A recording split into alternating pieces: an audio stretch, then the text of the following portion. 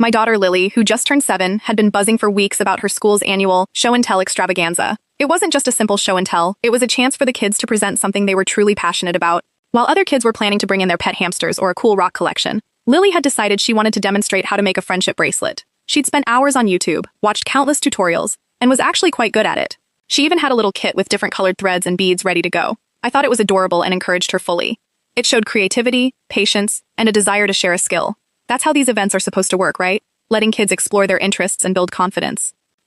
Well, my husband's sister Carla decided to help out the week before the event. Carla is one of those people who always means well, but her help usually involves completely taking over and implying your way isn't good enough. Lily was excitedly showing her aunt her little kit, explaining how she'd even made a few bracelets for her classmates already. Carla watched her, then made this strange, pursed lip face. "Oh, sweetie," she cooed. "That's very cute, but isn't it a bit simple? Wouldn't it be more impressive if you did something more academic? Like a science experiment? I could help you put together a baking soda volcano. Everyone loves those." I was in the kitchen, pretending to organize the pantry, but my ears were glued. Lily's smile faltered. "But Aunt Carla, I really like making bracelets, and I practiced a lot." Carla just waved a dismissive hand. "Oh, you can practice science too. A volcano is much more educational. What if I come over tomorrow and we get all the supplies?" I couldn't stand it. I walked into the living room. "Carla," I said, trying to keep my voice even. "Lily has chosen her project.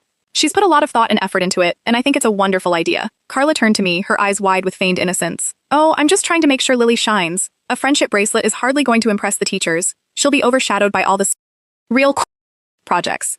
That's when I snapped. Lily is going to do what she is passionate about, not what you think will impress anyone.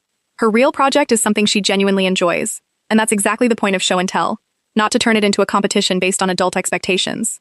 Carla's face went scarlet. She actually scoffed. "You're just letting her be lazy. You're raising her to be a slacker."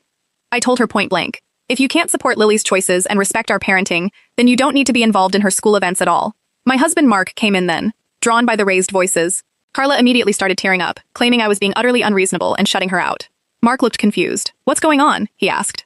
Carla launched into a dramatic retelling of how I was preventing Lily from excelling. Mark, always trying to keep the peace, suggested, maybe Lily could do both? A quick bracelet demo, then the volcano? I looked at him. "Absolutely not, Mark. This isn't about having two projects. This is about teaching Lily that her interests are valid and that she doesn't have to perform for other people's approval, especially not when it means sacrificing her own joy." I continued, "If we let Carla dictate what Lily does, what message does that send her about her own voice and choices? She has a right to be proud of her own idea." Mark paused, looking between Carla's tear-streaked face and my firm one. He actually got it. He took Carla aside and quietly explained.